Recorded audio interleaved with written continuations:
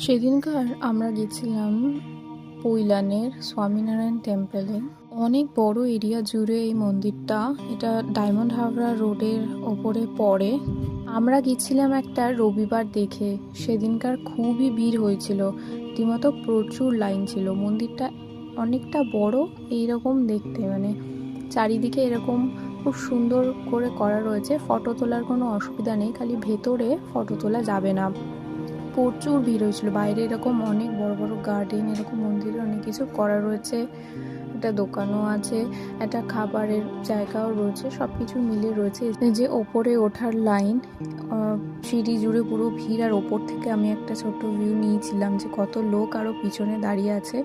আমার তো পুরো শ্রীভূমির প্যান্ডেলের মতো ফিল হচ্ছিল, এত ভিড়।